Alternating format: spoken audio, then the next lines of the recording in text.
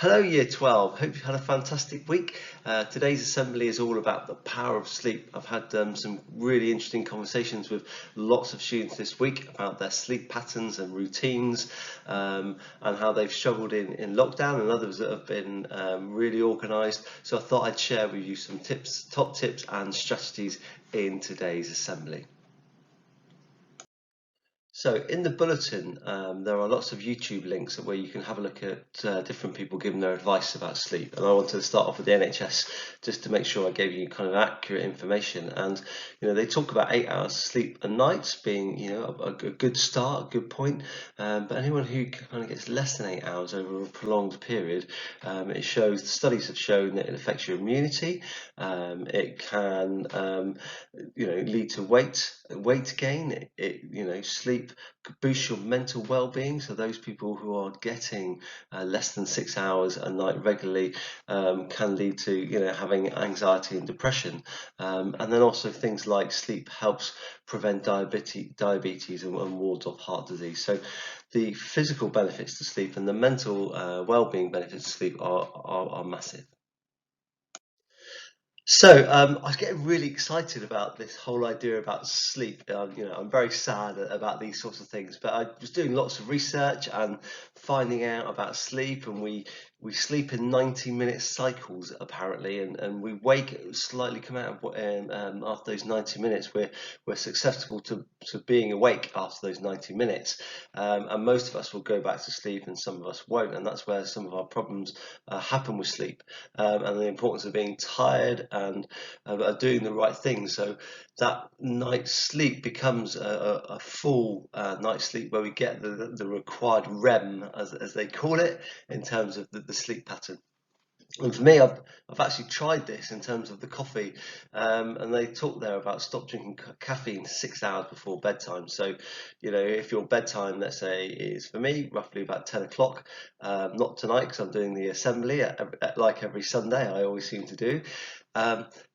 If I have that cup of coffee at 4, okay, 6 hours later, half of that caffeine is still in your system, and it acts as a brake on your sleep. So caffeine is as we know, it's a stimulant, so it's going to stop us going to sleep.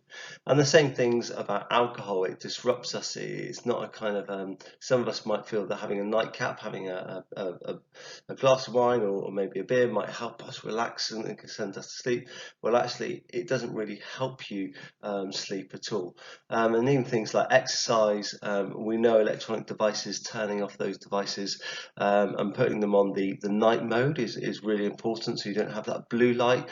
We know that affects your sleep, and turning off those laptops and phones maybe 1 hour before bed, and sleeping and giving our body time to relax and our time to rest, so we can sleep.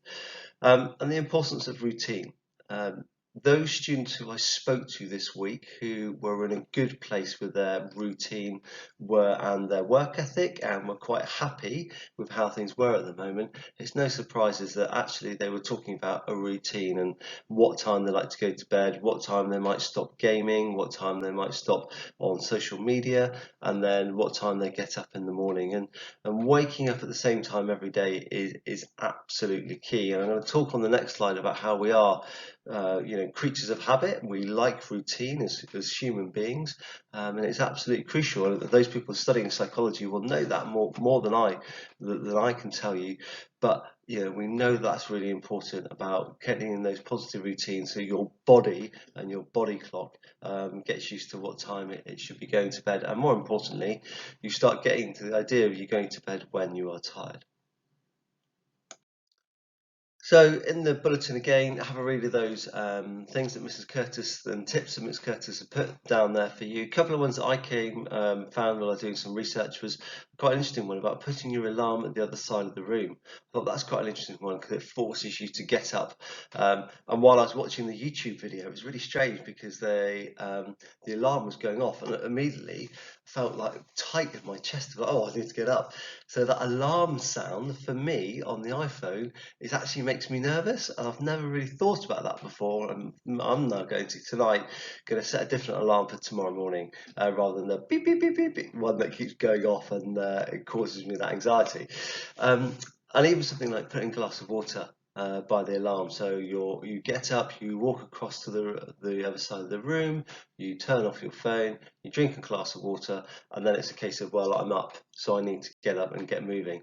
Obviously, we know the worst thing is when you get back into bed and you think, oh, I'll just have 5 or 10 more minutes, and then that also then makes you feel groggy, and it makes you sometimes even feel tireder. I love this fact here. Man is the only mammal that willingly delays sleep. And that's just blows my mind when I think of things like that. And even when the term midnight, where that comes from, it's the solstice today, and 10:30, it was still light outside, and it was kind of amazing, really, that in terms of human beings in our body, it was called midnight because it was the middle of the night. So we're actually should be used to be getting up a lot earlier than we do, but probably electricity and the advent of electricity means that we can stay up later and watch Netflix or Prime or YouTube or social media, and that means that we can delay our sleep into the next day. And we know that we're more productive when we get up in the morning and we've got that routine. Talking to some students, they admitted, that was a problem. Some of them, one or two actually said, yeah, I think I've actually still been watching Netflix or into the early hours of the morning when it starts coming light, and then I think, oh, I better go to bed. And that then means our routine is out, and it's really difficult to change that routine. And I'll talk about this on the next slide, but it's really important that we do it. Talking about being to self-regulate, about thinking, yeah, I need to go to bed now, or I should go to bed now, and making that choice to go to bed is something you've got to do, because we know that the benefits of sleep are significant. Fitbit, this statistic I found, said that actually people who are regular in what time they go to sleep and get up in the morning have an extra 40 minutes a night in terms of sleep. So it doesn't sound a lot, but actually you times that over a week, and then you times that over a month, and times that over a year, and then we're talking about the benefits of sleep. You can actually see that actually being regular and self-regulating your sleeping pattern is going to be really beneficial to you in lots of ways.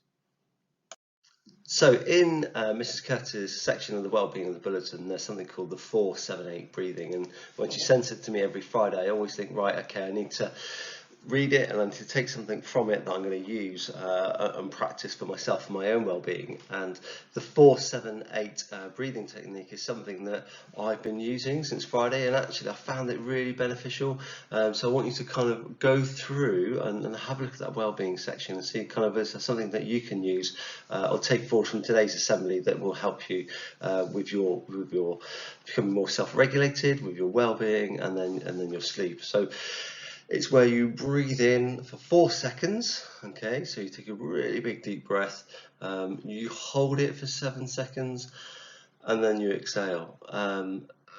Big deep breath out for as long as you can. And I've started doing that, and actually when my day is busy, and when I'm really busy and I've got 2 young children and I'm running around and I've got work to do and I've got lots of different things, that taking that opportunity at some point during the day where I'm not on my phone or I'm not watching TV or I'm not actually doing anything, looking at my emails, where I'm just breathing and being calm, I found it really beneficial. And I found this quote, and I was just doing some more research about it, and I like the fact that breath is calmed, the mind too will be still.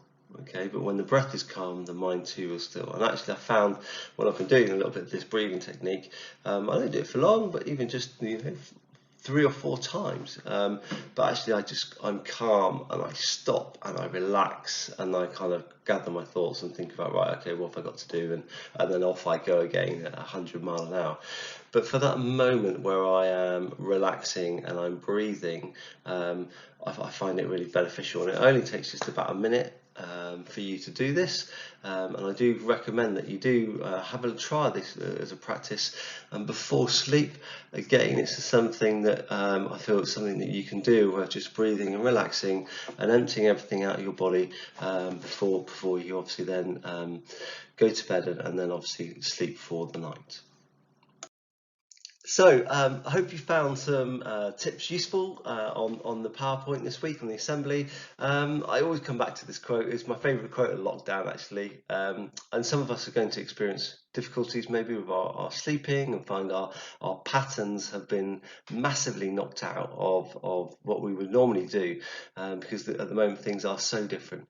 But we're all learning techniques about how we can learn to sleep better, how we can become more self-regulated, and it's going to be more and more important. And lastly, hopefully some of these strategies we've talked about today, you can then use for next year. And for some of us, we might have already got it nailed and be quite confident with our sleep, and confident with our relaxation techniques, and getting really good at our sleeping every single night. But actually, we know that at some point, most of us will experience problems with sleeping. We all kind of go through this cycle at some point with our sleep, where we're finding it difficult to sleep. And some of the strategies that we've talked about today hopefully will help you. So I look forward to seeing more of you this week on Microsoft Teams. Please do remember your timings for your tutorials. I hope you enjoy the subject tutorials this week, and please keep communicating with your teachers and have a fantastic week. And I'll see you later. Bye bye.